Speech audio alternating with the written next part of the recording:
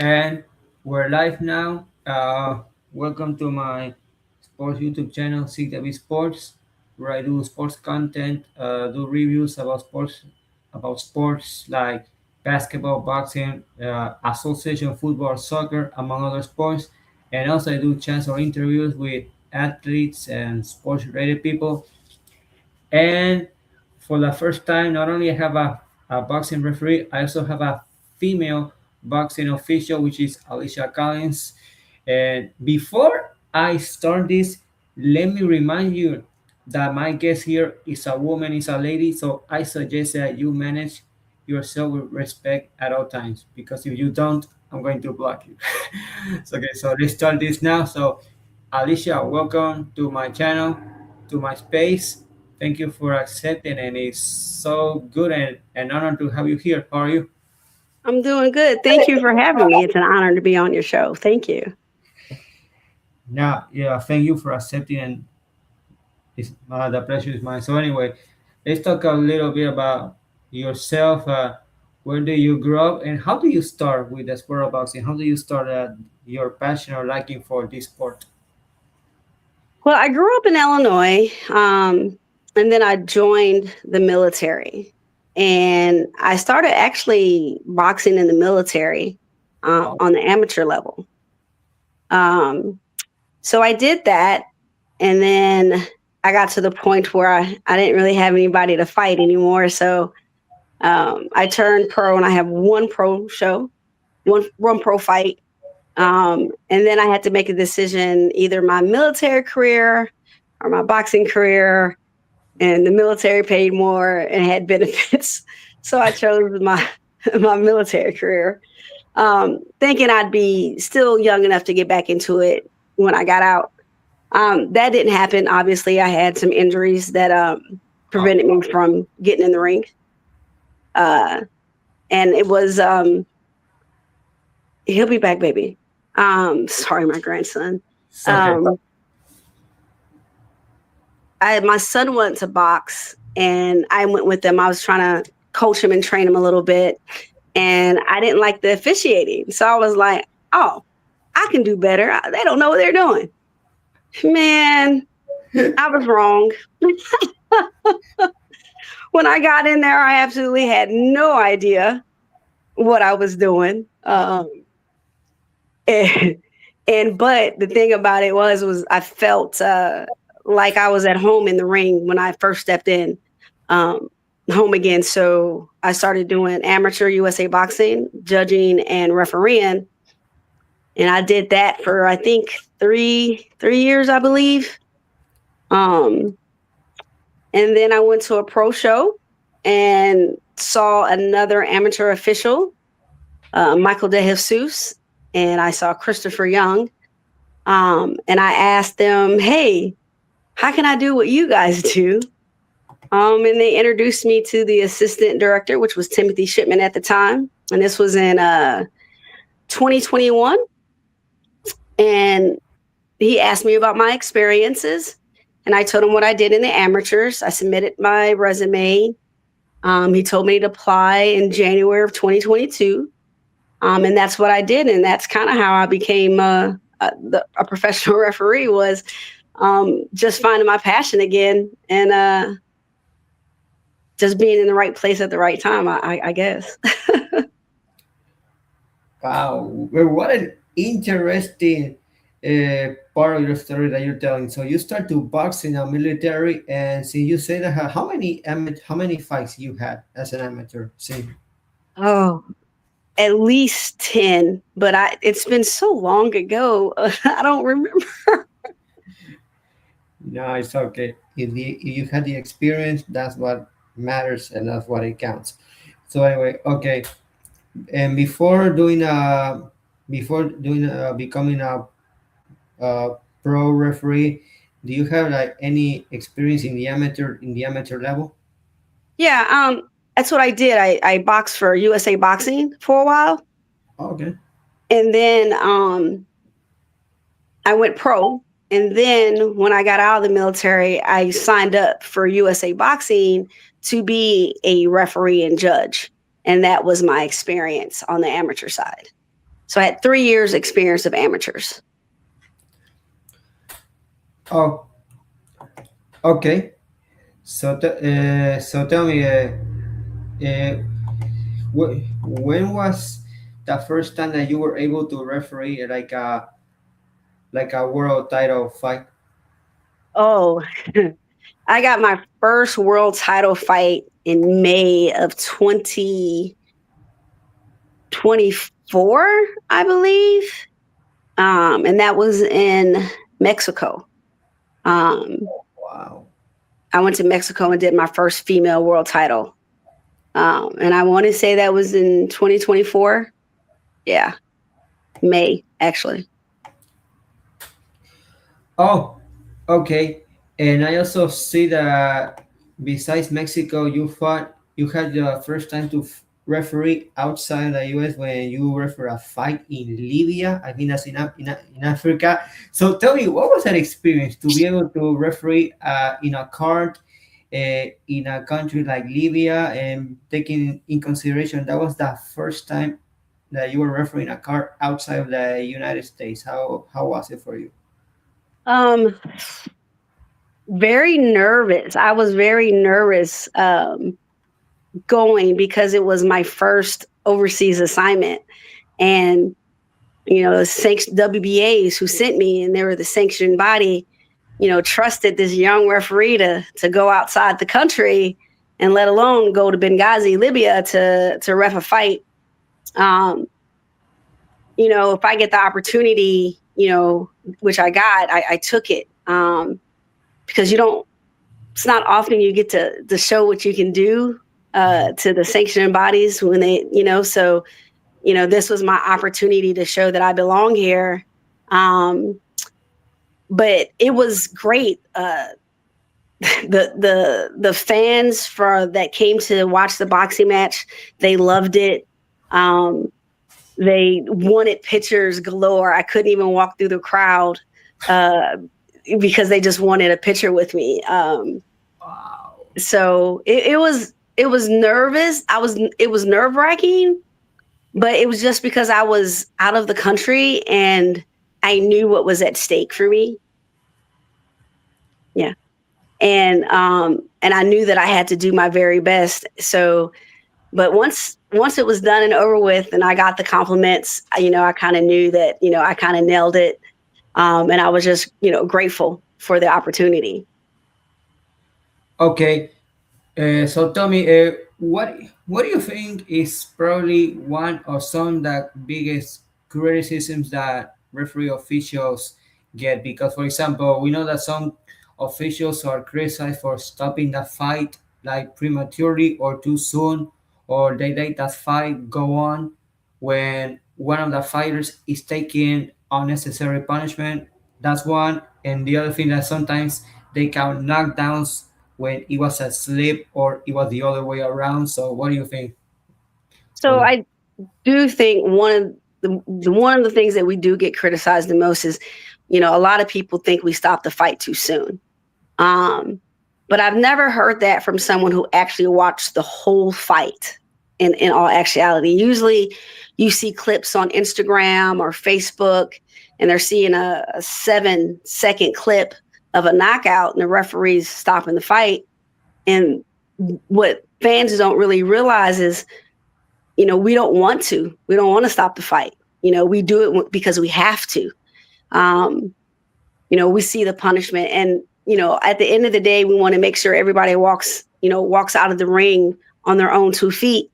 So it doesn't make sense to allow a person to continuously to get beat when there's no way that they can win.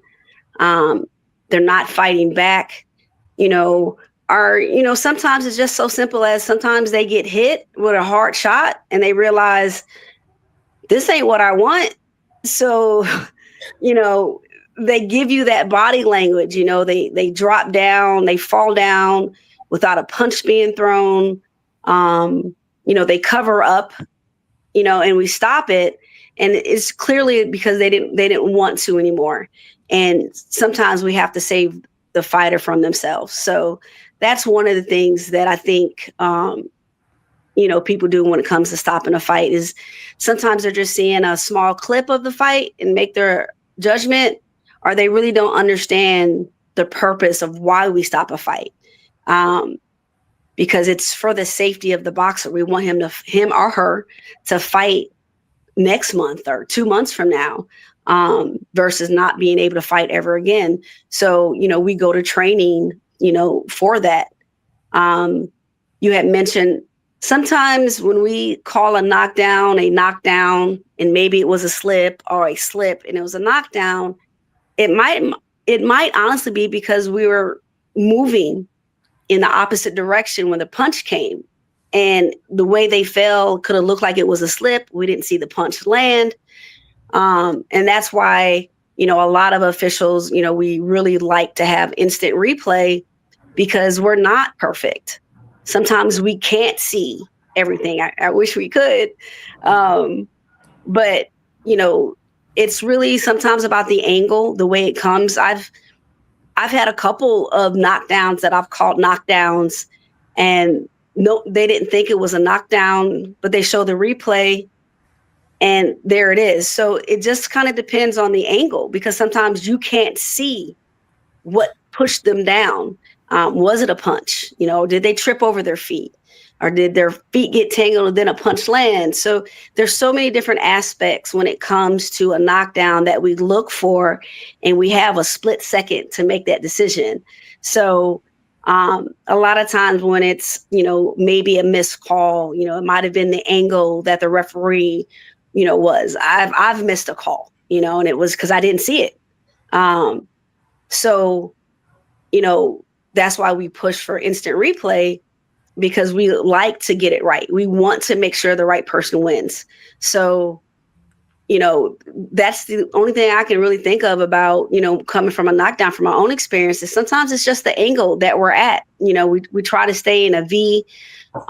But if they're against the ropes and we don't have space, we want to try to get over on the other side so we can see, and something happens and we just don't see it. We're, like I said, we're human. And as much as I wish we had four eyes, one in the back of our head, one, and one on the side so we can see everything. But we do miss things. Okay. Oh, I forgot to ask you. Growing up, if you watch boxing, which fighters like or boxers do you like to watch? To be 100% honest, I don't really watch boxing. Um, Oh, Unless there's like, a big, huge fight on, like a Canelo Crawford fight. Um, but I don't really follow boxing like that, unless it's somebody that is like really, you know, up there, or if I ref them. But to be honest, 9 times out of 10, I have no idea who the red corner is and who the blue corner is. And I do that for me. There's a lot of officials who will go look on BoxRec when they see who's fighting, and they'll go do homework, and they'll do homework on the fighter. And there's nothing wrong with that. I just choose not to. I like to handle things when they happen in the ring and keep sharp that way, because I don't want to have a preconceived notion of what a fighter might or may not do because of a past fight. So I like to keep it fresh and not make a prejudgment of, oh, they hold a lot, so let me watch for that. So I don't do that because I might miss something else. But a lot of referees do, and there's nothing wrong with that. But that's just the way that I prepare. I don't really have a favorite fighter that I watch, all the time. If there's a good boxing match that's going to happen, I'm going to watch it. Even if I don't know who it is, a lot of times people will say, "Hey, are you going to watch?" Like, I think I didn't even watch the Cruz, was it Roach fight that was this weekend, and everybody was talking about it. I know who both of those gentlemen are. It's just that I do this, like, I ref almost, at least twice a month, and I just don't want to get burned out. So I try not to watch it as much because I train a lot in the sport. So I try not to watch a lot. Okay, I see. But do you, but you know that, but at least you have an idea that at least, for example, like women's boxing has grown a lot. You had the chance, or you have the chance to watch that, right? That watch that sport grow. I'm sorry, I didn't hear the question. I apologize. Okay, but you have the chance, or you had the chance to see that, for example, like women's boxing has grown a lot. You had the chance to see it. Oh my God, yes. Um, when I was coming up, I think my first check that I got for as a professional boxer was $800. Wow. Sorry, the dogs are going crazy. There we go. Okay, it's okay. My son came home. I think the first fight that I got when I did my first professional fight was $800, Wow. and compared to what they're making now, man, it's like I'm happy. I'm happy that we have, a lot of the promoters um, signing women, and like one of the main promoters that are signing women is MVP. Um, they got, I think, Amanda Serrano, Alicia Baumgartner, and a couple of others. Those are just the ones that I know off the top of my head. And they're I think they're making like millions now, and I think it's great to see the sport grow because we put on a show. Sometimes, when there's a female fight on an all male card, 9 times out of 10, the female fight was the best fight of the night. So, yeah, so I think it's grown, and I hope it grows more, um, because we fight too. So, and we can put on a show and pack the house. So, I love that it's growing. Seeing more and more female fights on TV, seeing more and more um, females come to the sport. Um, I just kind of wish that some of those females would come on the official side and have a couple more female referees out there. Um, but I love that the way the sport is growing. I love that the women are getting, what they deserve and what they're worth fighting. Yes, I in that part I agree with you because not only that, I see that many women fighters like dare to fight the best. They rarely avoid someone. Imagine we have many undisputed world champions in women's boxing like Clarissa Shields, undisputed world champion in three weight divisions. Katie Taylor, undisputed world champion in two weight divisions as well. Manda Serrano, undisputed at featherweight. We had Ceniza Estrada, who was the undisputed strawweight, but retired last year. We had Baumgartner, like you say. Fundora, undisputed world champion at flyweight, and we have another one in the bantamweight division. That I guess I don't remember now, but so we can see that women's boxing has grown at an astronomical level, not only at the pros but only the amateurs. As we see more Yes, fighters coming, more fighting, and you uh,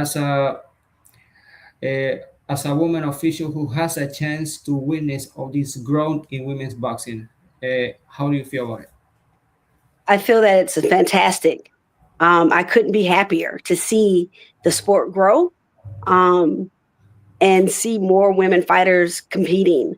Um, this was my last year doing USA Boxing, and the number of females that I saw on the amateur side made my heart smile because I know that maybe 20 or 30% of those female fighters are going to turn pro, and go on the pro side and just make the sport even better. So I'm looking very forward to the future of the next 5 years. I actually, Okay, okay, and you do you think like the female fighters can fight like 3 minute rounds just like the guys? yes, I do believe that, and this is the reason why.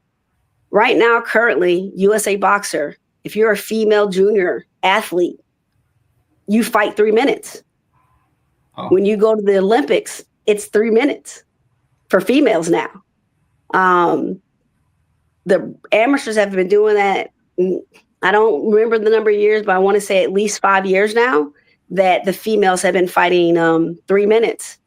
Um, so can they do it? They've been doing it on the amateurs, for at least 5 years now.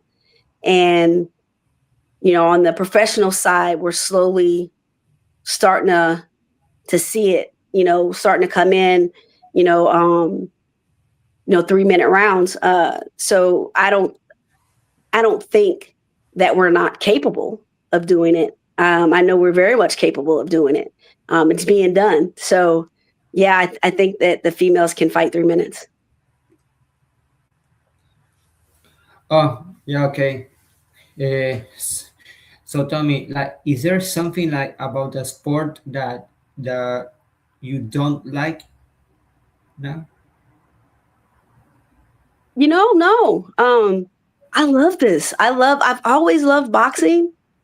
Um, and that hasn't changed any. And now being like in the thick of it, especially on the professional side, just makes me love it more. Um, and I guess because honestly, there was a time when I was doing amateur boxing, officiating, and now I see those kids that were like, you know, 9 or 10, 11 or 12 years old boxing. Now they're turning pro and they come up to me, or I'm giving their instructions and they say, "You roughed my first amateur bout. Now you're roughing my first pro bout." So it, Wow. it it does something to you when you see these kids grow up and enjoy the sport that you love. So there's not really anything that I can't say anything negative about it. On my official standpoint, you know, I I enjoy it. I enjoy it tremendously, uh, and I think it's the people that I enjoy the most. Meeting the people that I have met. Like I've met Sparkle Lee. I've met Mary. What's her last name? Mary. I can't. Oh my gosh, she's gonna kill me. I've met like at least 5 female referees. Sharon Sands, Dana. I mean, so to see that, I guess if there was one thing that I could honestly say is that I just wish that there were more female referees in the game than they are now. Because I probably can say here in the U.S., maybe we can maybe two fingers, two hands you can count. Maybe we have 10 female officials in the United States. I'm not sure. There's not a lot of us um, compared to the multitude of the men that are our counterparts. So if there was one thing that if I could change is, inspiring more women to come on this side and do officiating because, we can do it. Yes, I can agree with that. Okay, and so tell me, when when you referee a fight and it goes a distance, can you sometimes like think or like to analyze like who you think like won the fight? I used to think I could, um, because there was many a times. This is before I started learning how to judge professionally. Many a times I'd raise a hand and I was like, "What was they looking at?" And then I would ask my good buddy Efron LeBron, who is a magnificent judge here in Florida. I would ask him, "Hey, could you that fight? Could you watch that and tell me who won?" I said, "Because I was roughing it and I thought the other guy won." And he said something that stuck with me that makes a whole lot of sense, and that is, "Alicia, was you looking at it with your reffing eye, or was you looking at it with your judging eye?" And I stopped and I smiled and I said, "I was looking at it with my reffing eye." So he would tell me to go back, look at it through my judging eye, and then come back to him. And after I would go back and watch the fight using my judging eye, I'd go, "Oh, yeah, yeah, the other guy did win." So it's hard unless it's just a complete beatdown. you know, um, about who's winning a fight as a referee because I'm not looking um, at the punches like that, like scoring blows. I'm looking, are you okay? So I'm not, there's different things that the judges look for and that I'm not looking for.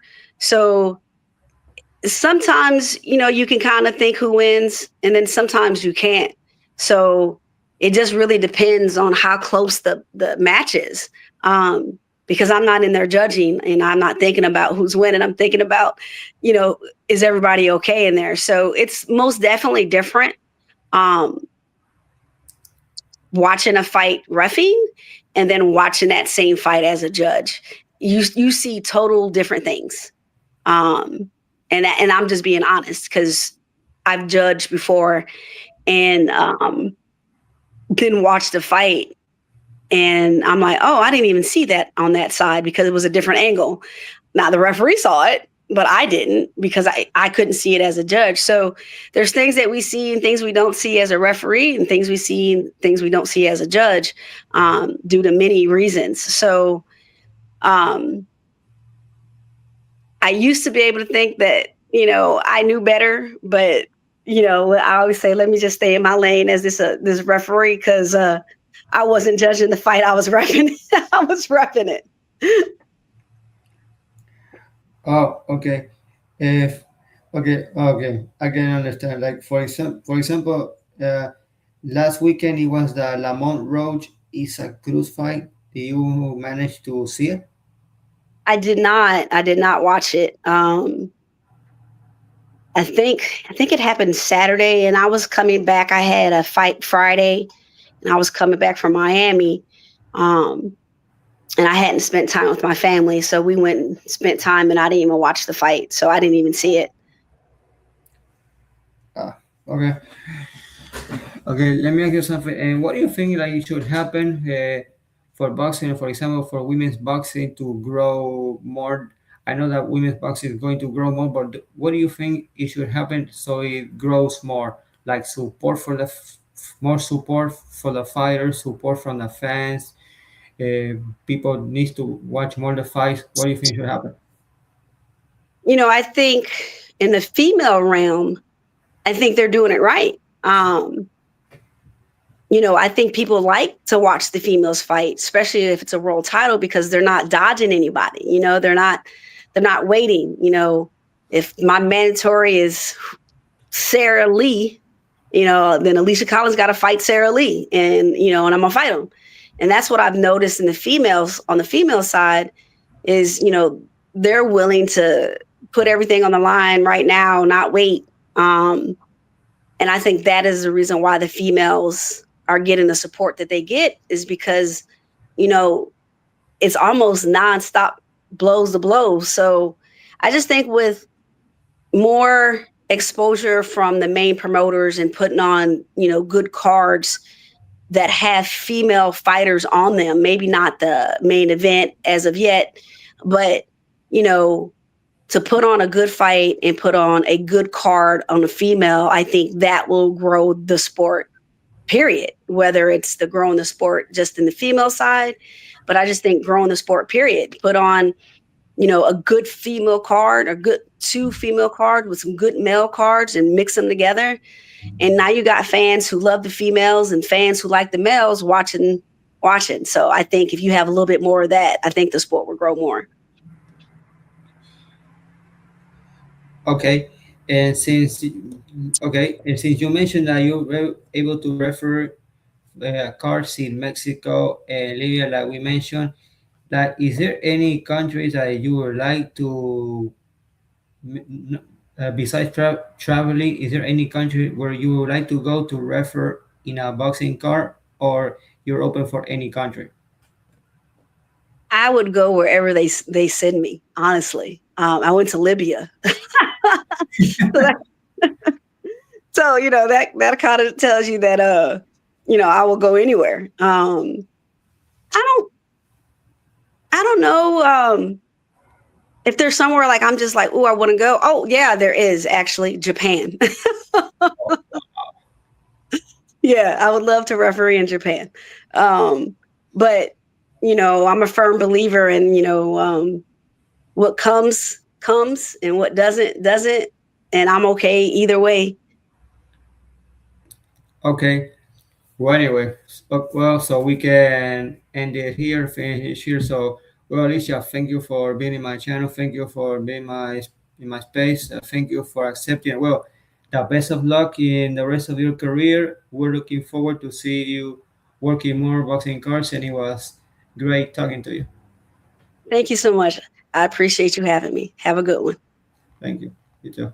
And follow me for more content and more interviews with athletes and sports related people, including uh, boxing officials like Alicia Collins, who was my guest today. So, bye, Alicia.